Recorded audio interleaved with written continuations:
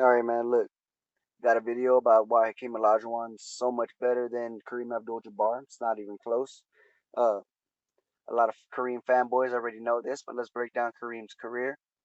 Drafted in 1969, 1970, played for 20 years, has 6 rings, 6 MVPs, 2 Finals MVPs, uh, 2 scoring titles, and he's the all-time leader in points in NBA history.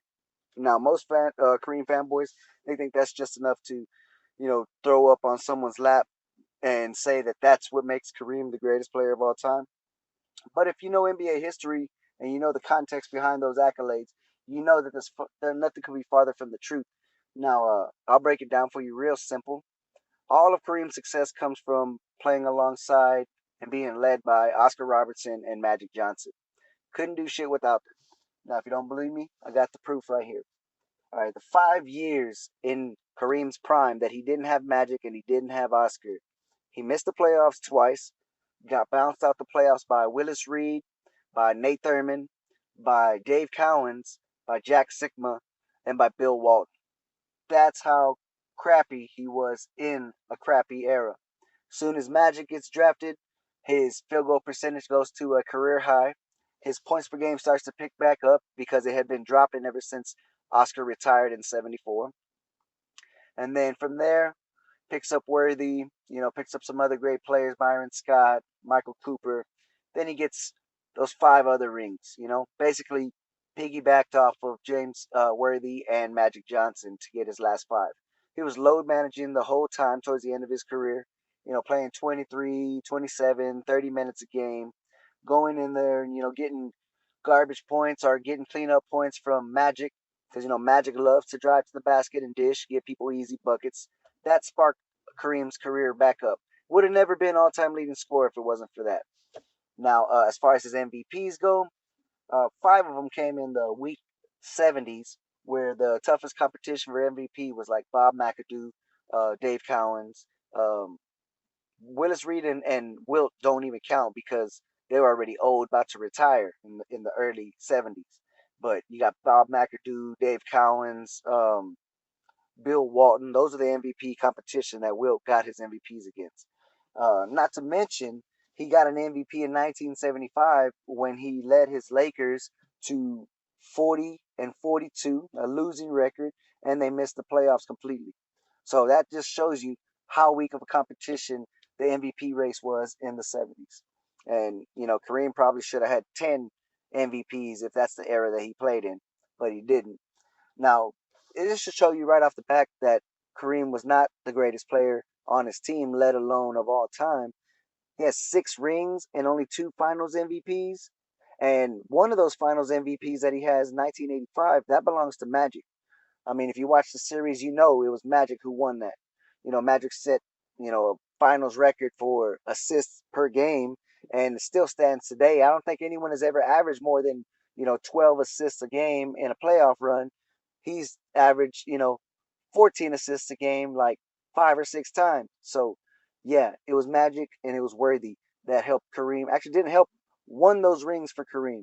Sorry, because soon as Kareem left, they jump all the way back up to 60 plus wins, 63 wins, I think. First year Kareem's out of the league. First year that Kareem is retired. They jump up to 63 wins. They don't win the title, but they jump up to 63 wins. Now, another prime example of Oscar and Magic, basically making Kareem's career. Kareem's only 2 scoring titles come for the first 2 years that he had Oscar Robertson, when Oscar was still in his prime and Kareem was still in his prime. Those are the only 2 scoring titles he has. Soon as Oscar retired, his points and points per game started to drop every year, and didn't pick back up till Magic came. That's not a coincidence. Now, everyone talks about longevity. Now, longevity is misleading. Longevity, when it actually makes sense, it's Karl Malone's longevity, John Stockton's longevity, Reggie Miller's longevity. Uh, those are the players who actually played long and played great every single year without having to go and jump to new teams or get other amazing players to help them out. They just went ahead and played and did their thing and stayed consistent the entire time. That doesn't apply to Kareem. If it wasn't for Kareem getting Magic and Worthy and Byron Scott and Michael Cooper, he only has one ring. Sorry, folks. I know y'all like to hate on Michael Jordan and y'all like to hate on everyone else and say, "Oh, he wouldn't. He was 1-9 in the playoffs, and Olajuwon got bounced out the first round so many times." The point is, they've never got mollywopped like Kareem did with that many Hall of Famers and that many All Stars. Kareem had them all. Kareem had the best coaches, he had the best players, and the two best point guards of all time.